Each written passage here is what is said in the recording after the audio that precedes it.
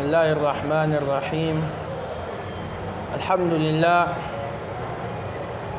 لله القديم الباري، ثم صلاته على المختار صلى الله عليه وسلم. وبعد، amatenda manjufu ga Allah subhanahu wa ta'ala abungezezza nga tukyali balamu. Saba Allah subhanahu wa ta'ala akkirize emirimu gyonna gye tukulembeza okukola. Olunaku olwaleero yawmul jumu'a, lunaku lwa bbeeyi, sayyidul ayyam, kabaka w'ennaku zonna. Yawmul jumu'a lwe lunaku olw'ebbeeyi mu nnaku zonna ze tulina eza wiiki, ya iidi yaffe Allah subhanahu wa ta'ala gye yatuwa mu wiiki yonna. Nabwekityo tumwebaza Allah subhanahu wa ta'ala, tuddako okusalira ku Nabi Muhammad sallallahu alayhi wa sallama. بعثه ربه تبارك وتعالى بين يدي الساعة بشيرا ونذيرا وداعيا إلى الله بإذنه وسراجا منيرا. أما بعد، أوصيكم وإياي بتقوى الله. بلاملا غناغ سيسيو وقتيا الله سبحانه وتعالى، فإن تقوى الله هي السعادة الكبرى. وانغو قتيا الله كوانغولا وكوا وغرو وكبي وكشتيوا. نبوشيو Sheikh Yaqubu gwe tuli naye ngera wetera okuba ffenna yamusaba biidinillah nga bwe twakoma ku musomo gwaffe ku lunaku olwokubiri, butya bwe tugenda tusisinkana mukama waffe Allah subhanahu wa ta'ala nga radiyan anna, nga musiimu gye tuli. Naam Sheikh, salamu alaykum. Wa alaykum assalam wa rahmatullahi wa barakatuh. Sheikh Hudhaifa, alhamdulillahi alqadim albari, thumma salatuhu ala almukhtari. Tenda majjuvu ga Allahu tabaraka wa ta'ala, ebyengera n'emirembe tusaba abeere nga abissa ku ekitiibwa Nabi Muhammadin sallallahu alayhi wa sallam. Ba'athahu Allahu ta'ala bayna yaday as-sa'a bashiran wa nadhira. Yamutuma w'ekitiibwa Allahu tabaraka wa ta'ala nga ye nabbi asembayo enkomerero etuuke, yajjanga mutiisa era nga musanyusa, asanyusa abakozi b'emirimu emirungi nti balina ejjana, n'abeera nga atiisa abakozi b'emirimu emibi nti tebalinayo buddukiro yawmal qiyama, bagenda kuyingira muliro. Abekyo baganda bange b'ebitiibwa abatuwuliriza era abatulaba, tusaba ekitiibwa Allahu tabaraka wa ta'ala ateeke mu baddu abakozi b'emirimu emirungi era abaddu abagonvu eri ebiragiro by'ekitiibwa Allahu tabaraka wa ta'ala, okufaananako nga abatusooka basahabatul kiram n'ababaddira mu bigere battabiina radiyallahu ta'ala anhum wa radu anhu. Owekitiibwa Allahu tabaraka wa ta'ala yabasiima ate nabo bagenda okumusisinkana nga basiimu okubeera nga basisinkana owekitiibwa Allahu jalla jalaaluhu. Baganda bange b'ebitiibwa, mu lunaku luno olw'ekitiibwa, olunaku lw'ejjuma, Nabbi sallallahu alayhi wa sallam yatubuulirako ebirungi byalwo ebingi ebitabalibwa, era n'atutegeeza nti huwa sayyidul ayyam, lwe lunaku olusinga ennaku zonna okubeera olw'ebbeeyi. Mu lunaku luno lwali bwe luti, olunaku olw'ejjuma olwayita nga tuli mu maziga, nga tuli mu biwoobe, nga tuli mu nnaku ey'ekika ekya waggulu, era n'essaawa eno gye tukyalimu ey'okuviibwako sheekhe waffe omukulu ow'amaanyi mu nnafusi zaffe ne mu nnafusi z'abo bonna bonna balina imaani, naddala mu nsi yaffe eno Uganda, Sheekhe Nuhu Battemu Zaata. Tusaba ekitiibwa Allahu tabaraka wa ta'ala an yunawwira lahu qabrahu, abeere nga amuteera ebitangaala n'amataala mu qaburi ye, wa an yuwassi'a lahu qabrahu, era abeere nga amugaziiriza qaburi ye. Tumusaba ekitiibwa Allahu tabaraka wa ta'ala atusinkanye n'abantu abafaanaganako bwe batyo yawmal qiyama, wa nahnu min al-aminin, nga tulimu abo abantu abawonye ekibambulira kya jahannam, abawangudde n'ejjana. Olunaku olwasembayo okubeera nga tuwuliziganya, baganda bange ab'ebitiibwa, twali tugezaako okubeera nga twejjukiza ku lugendo olunene, olugendo lw'okubeera nga tusisinkana ow'ekitiibwa Allahu tabaraka wa ta'ala. Olugendo olwo nga buli muntu yenna ateekeddwa kubeera nga alukwata. Abatusookayo batusookayo busoosi, naye nga ffenna lwe lugendo lwe tugenda okubeera nga tulukwata, tubeere nga tusisinkana ow'ekitiibwa Allahu tabaraka wa ta'ala. emyaka egitali 2 egitali 3 egitali 5 wabula bukadde na bukadde bwa myaka nga tuli wansi eyo ate tubeere nga tuvaayo twambalagane n'okuzuukira n'ebbaliro ne sirata Allahu jalla jalaaluhu asalewo abaliyingira ejjana n'abaliyingira omuliro abantu balabe kye baali balina okukola nga bakireka abalala balabe kye baakola nga baali balina kukireka naye nga akaseera ako tewakyaliwo kigasa mu kwejjusa kwonna nabwekyo obulumi obwo bwe butuleeta maaso gammwe okubeera nga tubannyonnyola ffenna tugezeeko okubeera nga tweteekateeka mwogezi omu yagamba nti taaddadati l asbaabu walmautu wahidun embeera oba ebintu bye tuvaako okubeera nga twabulira obulamu bw'edduniya eno byanjawulo ensonga Allah kwayisiza ne tuva mu nsi eno zibeera za njawulo walmautu wahidun naye kye bayita kufa kisigala nga kyo kiri kimu afudde accident tugamba nti afudde gwe bakubye amasasi tugamba nti afudde gwe bawadde obutwa tugamba nti naye afudde naye yalwadde omusujja naye tugamba nti afudde n'ebintu ebirala bitusinzirako okubeera nga abantu batuva ku maaso bannanga omuntu bw'afa tubeera nga abasaagaane tugamba nti gundi yafudde era wakusaalira ssaawa bwe ziti era wakuziikibwa ssaawa bwe ziti abantu bonna ne babeera tayali ne baziika omuntu oyo nga tulinga abasaaga tulinga abazannyamu tulinga abagenda obugenzi ku mukolo bintu biringa ebyamangu naye munnaye muganda waffe oyo aba agendedde ddala tuba tetugenda kuddamu kumulaba nabagamba omulundi ogwayita nti tetugenda kuddayo kulaba seeka muzaata ku mimbali min manabiri lmusilimin ku mimbali z'abasiraamu olwali olubadde olunaku lwa jjuma olunaku nga luno ebirangiriro byayitanga nti agenda kusaaza ku muzikiti bwe guti abasiraamu ne bateeka amafuta mu mmotoka zaabwe bagende bawulire sheekha agamba ki naye tekikyasoboka kubeerawo bwe yabulanga e Uganda nga taliiwo nga tugamba ayinza okuba ali mu hijja bwe byabeeranga ebiseera bya hijja bwe yabulangawo nga si biseera bya hijja ng'oyinza okugamba ayinza okuba yagenzeeko Amerika oba mu nsi endala yonna abeere nga aweereza obusiraamu yagenzeeko South Africa naye kati tali South Africa ate tali Amerika talina nsi gy'alimu wabula ali wansi wa ttaka bw'oba oyagadde ogenda omulambulako ojja kusanga ntuumu ya ttaka ojja kusanga ntuumu ya ttaka ng'eri awo bagambe nti sheekhe wo gwe wali oyagala ennyo eyayogeranga ebigambo nga teyeerya ntama ayogera ekisanyusa ow'ekitiibwa Allahu tabaraka wa taala n'omubaka we sallallahu alaihi wasallam walau kariha alkarihun abatama ne baba nga batamiddwa nga ye tabifaako kasita asiima Allahu tabaraka wa taala ali ku ŋŋombe egamba nti idha sahha minka alwuddu falkullu hayyinu Allah wange kasita obeera ng'osanyuse n'osiima ebisigadde byonna sifaayo bw'atyo bw'awangadde obulamu bwe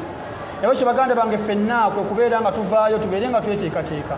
tulabe tunasinkana tutya ow'ekitiibwa Allahu tabaraka wa taala tugenda musinkana ngaabo abafudde nga ffenna tukakasa nti bamujjana illa okujjako Allah ky'anaabasazeewo ekirala naye nga ffe ku maaso gaffe ng'abajulizi tulabira ddala ng'emirimu gye bakoze bayitawo oba banne tugenda kusinkana ow'ekitiibwa Allahu tabaraka wa taala nga tetulina kye tulinayo nabekyo olugendo olwo luwanvu nnyo lwetaaga okubeera nga twetegekera era we twakomekerera n'ow'ekitiibwa Imaamu Shafii radiyallahu taala anhu ng'atubuulirira ebigambo ebyali eby'amaanyi buli omu byandibadde anoonya ng'awunzika obulamu bw'edduniya eno abeere ng'awunzika n'ebigambo ebirungi ebiteeka ow'ekitiibwa Allahu tabaraka wa taala mu mbeera nti omuddu gwe ŋŋenda okwaniriza muddu abadde antya abawangalidde ku bulamu bw'edduniya nga mugonvu ku biragiro byange nga si mujeemu sheekha agenzeeyo amubuuzizza nti owange kaifa asbahta wabukeesezza otya sheekha n'amugamba nti asbahtu min adduniya rahilan abange mbukeesezza nga edduniya eno ŋŋenda jjaabulira walil ikhwani mufariqan mbukeesezza nga mikwano gyange ŋŋenda girekawo seeka muzaate atulekawo walikasi lmaniyati shariban mbukeesezza nga ŋŋenda kunywa ku giraasi y'okufa wa ila llahi jalla dhikruhu walidan abange mbukeesezza nga ŋŋenda kusinkana ow'ekitiibwa Allahu tabaraka wa taala lunaku luzibu nnyo yalwogerako Allah n'agamba nti wattaqu yawman turja'una fihi ila Allah abange mutye nnyo olunaku lwe mugenda okuddizibwa mu maaso g'owekitiibwa Allah jalla jalaalu lunaku si lwa muzannyo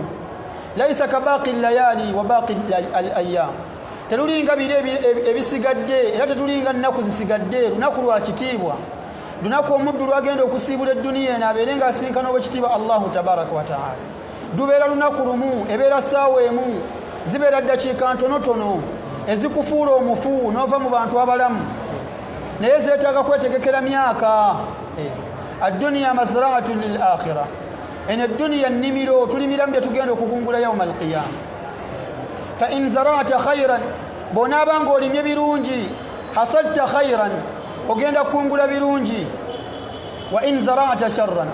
bw'onaaba ng'osimbye bifu, zarata sharran, munnango hasadta sharran, ogenda kubeera nga era okungula bibi kubanga byewasiga. Nabashe baganda banga bitiibwa okubeera nga tweteekateeka tusinkana ow'ekitiibwa Allahu tabaraka wa taala nga atusiimye tuzuukeko ekiro tulajalire ow'ekitiibwa Allahu tabaraka wa taala. Yagamba Rasulullahi sallallahu alaihi wasallama, inna fi llayli la saa, abange mu kiro mulimu akaseera, la yuwaafiquha rajulun mu'minun, tasobola kusisinkana nako omuddu nga mukkiriza akkiriza Allah n'omubaka we sallallahu alaihi wasallam, yas'alu Allah min amri dunya wal akhirah illa a'taahu Allahu iyyahu, ng'ayina kyasaba Allahu tabaraka wa taala, si nsonga amusaba nsonga ya duniya Allah amulongoseza obulamu bwe bw'edduniya, oba si nsonga amusaba nsonga ya akhira Allahu jalla jalaaluhu abeerenga amulongoseza embeera ye asinkane Allah nga musanyufu, illa a'taahu iyyahu, okujjako ng'owekitiibwa Allahu tabaraka wa taala omuddu oyo amuwa kyayagala. Nabakyo baddu ba Allah, Allamatul Qahtani yatugamba nti qum fi dduja watlul kitaaba wala tanam, abange mwemanyiza okuyimirirako ekiro, muyimirireko ekiro musomeko ku Qur'ani y'owekitiibwa Allahu tabaraka wa taala. Wala tanam, togeza ne weebaka, teweebaka tulo kubulirako, illa kanawmati hairi walhaani, weebakeko otulo otusaanidde, otw'omuntu ayina gy'alaga, otw'omuntu awumuddemu obuwummuzi naye ng'olugendo lukyali luwanvu, abange safaari ekyali mpanvu gye tugendamu, safaari yaffe ey'okuva mu bulamu buno obw'edduniya ekyali mpanvu, yeetaaga okubeera nga twetegeka tusinkane ow'ekitiibwa Allahu tabaraka wa taala nga musiimu. qum fi dduja watlul kitaaba wala tanam illa kanawmati hairi walhaani falarubbama ta'ti almaniyatu baghtatan, okufa kuyinza okujja kibwatukira. Bannange omuntu ataafa talina bubonero bw'amaanyi bulaga, osobola okubeera ng'oyambadde nga bwe nyambadde, ng'ofaanana nga bwe nfaanana, ng'obulamu owulira nga bwe mbuwulira nti ndi mulamu siina wannuma,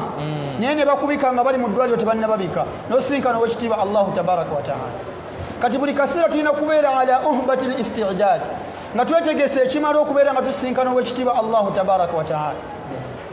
Essole ettano tebagenda zikusaba olwaleero kubanga ebiseera byazo tebinnaggwayo,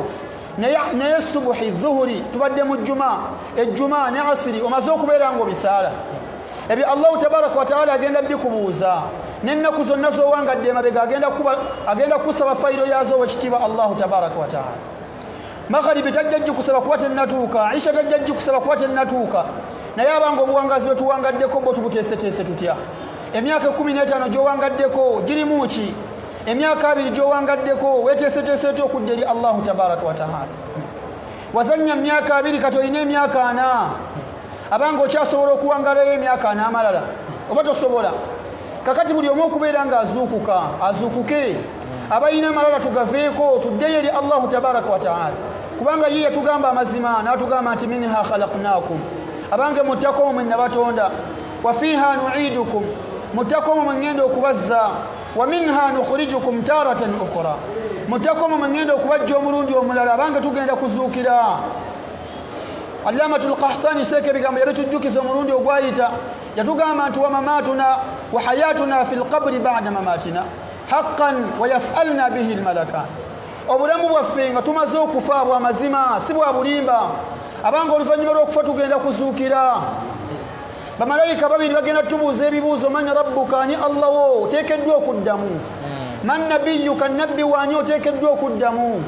Ma diinuka, eddiini ebadde eddiini ki, oteekeddwa okuddamu. Wa yas'alna bihi almalakan walba'thu ba'da almauti wa'dun sadiqun, okuzuukira oluvannyuma lw'okufa abaseeka muzala tujja kuddamu tubalabeko, badokituru Anas Kalisa tugenda kuddamu tubalabeko, naye ddi nga tuzuukidde yawma alqiyama. Wa nufikha fi ssuur, eŋŋombe ng'efuuyiddwamu, ng'efuuyiddwamu. Baganda bange ab'ebitiibwa tubeere nga tuzuukuka tudde eri Allahu tabaraka wa taala. Jalla jalaaluhu.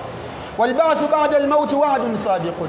Allah agenda kikola atya bi'i'adati alarwahi fil abdaani, agenda kikola nga azzaamu emyoyo mu mibiri gyagyo omuntu okufa omwoyo gwe guba gwawukanye n'omubiri Allah agenda kukwata emyoyo agituddize tuddemu tubeere balamu baganda bange ebitiibwa ebigambo ebyo byamazima baseeka bye batugamba byamazima Qur'ani byeyogera byamazima abange waliyo omuliro waliyo ejjana naye byonna byonna ekibikola kabuli eno gye tugendamu okubeera nga tuteekateeka kabuli tujja kuba tumaze okuteekateeka ebintu byonna bwe tunaateekateeka kabuli tugenda kuba tuteeseteese okuzuukira tugenda kuba tuteeseteese ebbaliro obulamu bwonna bugenda kubeera nga buteekateekeddwa mu mbeera esinga okubeera ennungi falarubbama taati lmaniyatu baghtatan okufa kuyinza okujja kibwatukira fatusaaqu min furushin ila akfaani nojjibwa mu bitanda byebyo ebyebbeeyi nojjibwa mu masuuka agaaga ag'ebbeeyi nojjibwa mu bulangiti yeeyo ey'ebbeeyi nojjibwa mu nnyumba yeeyo gye wazimba gye wamalirako obukadde n'obukadde bwa ssente nojjibwa mu baana bo abo b'oyagala ennyo nojjibwa mu bazadde bo abo b'oyagala ennyo nojjibwa mu masuuka ago n'amakanzu go n'engoye ze ez'ebbeeyi seekamuzaati abadde ayina amakanzu ag'ebbeeyi abadde ayina engoye nnyingi tezibalika naye ebyo byonna byonna babireseewo abanga amasuuka tugenda galekawo bulangiti tugenda zirekawo ebitenda tugenda birekawo abakyala abato tugenda balekawo abaana baffe abatweyagaza tugenda balekawo falarubbama taati lmaniyatu baghtatan fatusaaqu min furushin ila akfaani nojjibwamu ebyo ebyobugagga byonna n'otwalibwa mu ssanda ssatu ne bakuteekayo wansi wa kabuli ya habadha ayinaani fi ghasaqi dduja nga kyegombesa amaaso gange n'agago mu matumbi g'obuddeyo ekiro buli omu ng'amaze okutuulako n'alowooza ku kabuli min khashiyati rrahmani bakiyataani nga gakaaba gatulukusa amaziga ku lw'okujjukira engeri gye tugenda okusisinkanamu ekitiibwa Allahu tabaraka wa taala naye kyo baganda bange nze siri mutuukirivu ne seeka Uzaifa si mutuukirivu ne baseeka bonna mu dduniya si batuukirivu na bonna bonna bayimirirako mu maaso gaffe okubaako ne batujjukiza si batuukirivu naye ffenna tukwasiza wamu okubeera nga twejjukiza obuvunaanyizibwa bwo nti bannaye ku dduniya kuno daarul mamarri eno nnyumba tuyitamu buyisi si kifo kyakubeerawo olubeerera tugenda kirekulira tusisinkana ow'ekitiibwa Allahu tabaraka wa taala naye la daara lilmar'i ba'da almauti yaskunuha tewaliwo nnyumba omuntu gyagenda kuwangaaliramu ng'amaze okufa illa allati kaana qabla almauti yabniha okujjako eyo gye yazimba n'agitegeka n'ateekayo amataala n'ateekayo obuliri n'ateekayo ebisulo ebirungi qabla almauti nga tannafa fa in banaha bikhairin taaba maskanuhu bw'anaaba agizimbye bulungi egenda kubeera nnungi gy'ali wa in banaha bisharrin khaba baniha bw'anaaba agizimbye bubi nannyini kugizimba alabye kubanga tagenda gyeyagaliramu mugenda kubeera mu misota mugenda kubeera mu muliro mugenda kubeera mu bamalayika abakambwe ebibonerezo ebitasobola inna akhdahu alimun shadid okukwatako ekitiibwa Allahu tabaraka wa taala kuluma nnyo ate kw'amaanyi nabakyo baganda bange ab'ebitiibwa mu ddakiika ezentonotono tusaba ekitiibwa Allahu tabaraka wa taala atusaasire atutegeeze obulamu obwo abeere nga atuwa tubeere nga twetegeka rabbana taqabbal minna innaka anta samiun alim وتب علينا يا مولانا إنك أنت التواب الرحيم اللهم أرنا الحق حقا وارزقنا اتباعه وأرنا الباطل باطلا وارزقنا اجتنابه اللهم إنا نسألك تقواك يا ذا الجلال والإكرام اللهم اجعل قبورنا بعد فراق الدنيا من خير منازلنا اللهم اجعلها رياضا من رياض الجنة ولا تجعلها حفرا من حفر النيران وصلى اللهم على سيدنا محمد وعلى آله وصحبه وسلم والحمد لله رب العالمين.